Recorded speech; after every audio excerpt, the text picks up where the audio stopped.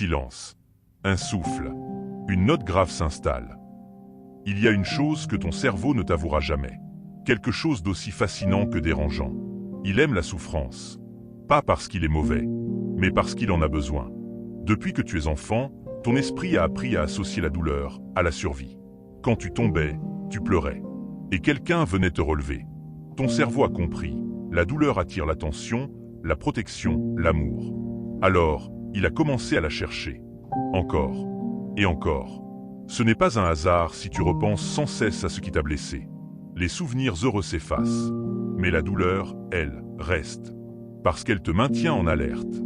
Elle te dit, souviens-toi, ne refais pas la même erreur. Mais à force de te protéger, ton cerveau t'emprisonne. Tu revis la souffrance même quand elle n'existe plus.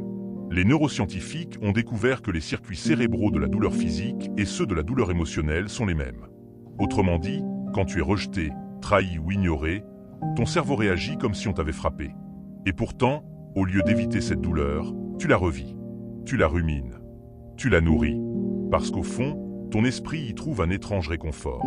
La souffrance, c'est une forme de contrôle. Quand tout va mal, au moins, tu ressens quelque chose. C'est mieux que le vide. Ce vide froid, silencieux, où plus rien n'a de sens. Alors, ton esprit préfère la douleur à l'absence. Il préfère pleurer que ne rien sentir du tout. Certains appellent ça le masochisme psychologique. Une tendance inconsciente à se saboter, à chercher la tragédie, même quand tout va bien, à repousser ceux qui nous aiment, à revivre les mêmes échecs, juste pour ressentir quelque chose de familier. Parce que la douleur, au moins, on la connaît. Et ce qui est connu rassure. Ton cerveau ne cherche pas le bonheur. Il cherche la prévisibilité. Et la souffrance est souvent plus prévisible que la joie. Alors, il revient à ce qu'il maîtrise. L'angoisse, la peur, la perte. Ce n'est pas une faiblesse. C'est une habitude. Mais voici la vérité que peu acceptent d'entendre. La souffrance n'est pas ton ennemi. Elle est ton miroir. Elle révèle ce que tu refuses de voir. Chaque douleur que tu portes contient un message que tu n'as pas encore compris.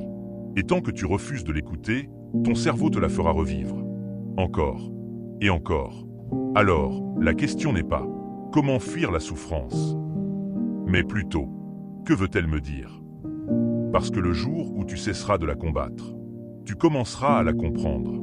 Et là, seulement là, ton esprit trouvera la paix. Silence prolongé.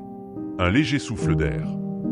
Si tu as écouté jusqu'ici, c'est que quelque chose en toi cherche à comprendre l'obscurité. Et peut-être à s'en libérer. Abonne-toi à The Psychology Void.